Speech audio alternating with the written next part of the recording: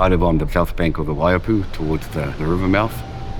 In contemporary times, it's sort of famous for the wrong reasons. Ko te wainuku, ko te wairangi, ngunguru te horowhatu, o hene waiapu, o te ngutu o whakairo. You know, European ancestors turned up and they cleared the indigenous forest off some pretty erosion-prone geology, set in chain a process that's accelerating catchment collapse.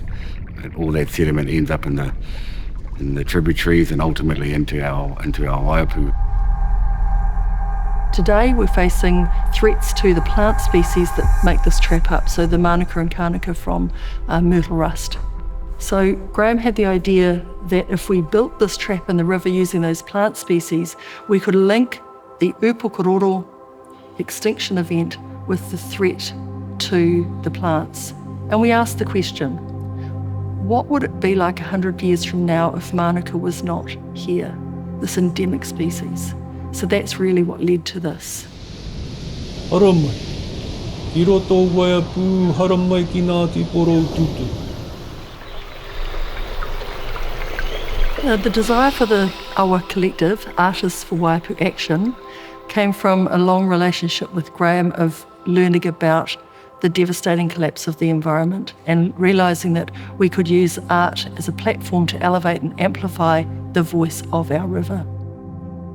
The significance throughout has really been about relationships, the relationship to kin, more so to the taiao and our immediate environments.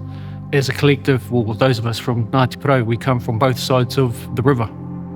Through the knowledge of genealogy or whakapapa, this information or this kotahitanga, this being one people, but it was this project that allowed us to actually embody it.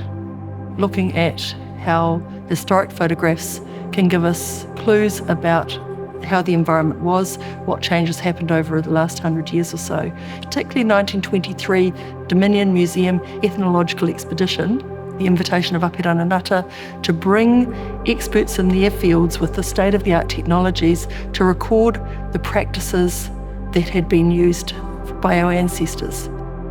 So fishing practices in particular were recorded, other forms of weaving, food preparation, but the real heart of this has been the research that Te Rangihiro, Peter Buck of Ngāti Mutunga, he undertook to record the Māori craft of netting.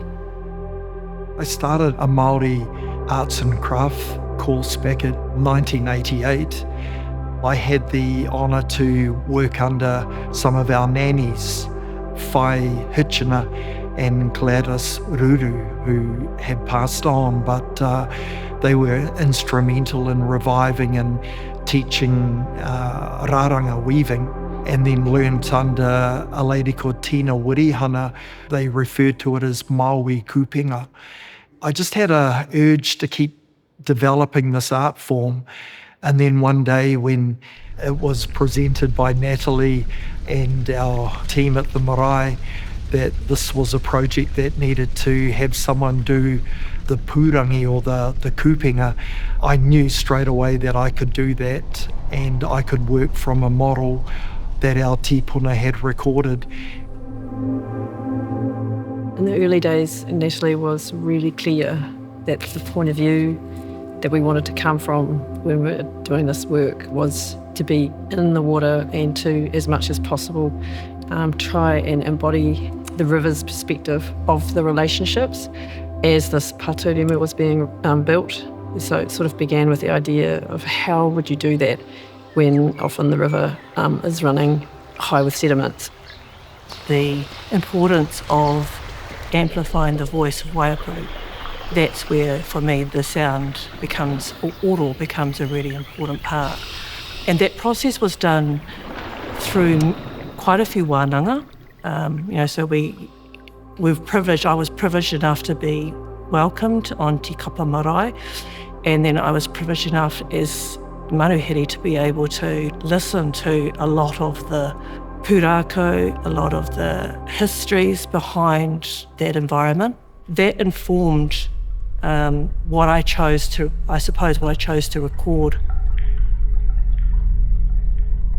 For me, it's about being in the environment and really just deeply listening to what's happening, or in some cases, what's not happening. Often in parts of the Waiapu, especially when we were doing the kupenga, the water was flowing, it was great, you could get the recordings.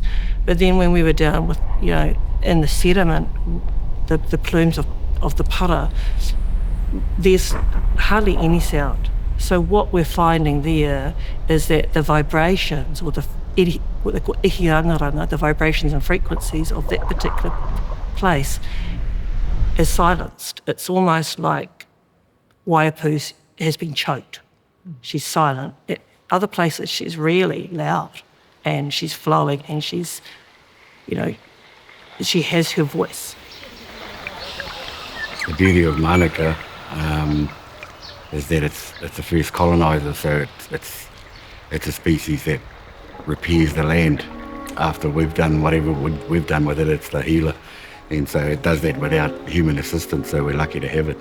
And the same goes for Kānuka. So in the Pātou demo, it's Mānuka and the brush, and Kānuka are the stakes, and so they're both native myrtles.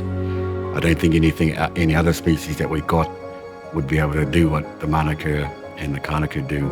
Only when you realise through this project, in modern times and in the past, they played a big part in our culture. So, to lose them is to lose a whole lot of knowledge around them.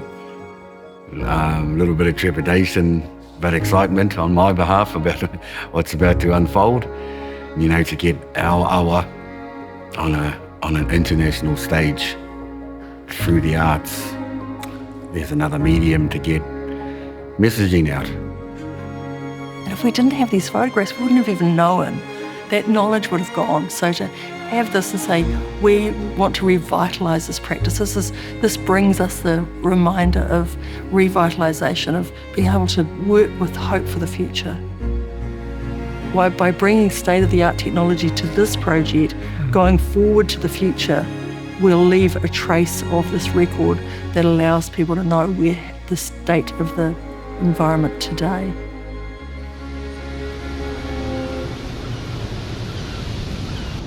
Tēnā paparinga ki tēnei paparinga e iwi kōtahi. Nei rā mātou katoa e mihi atu.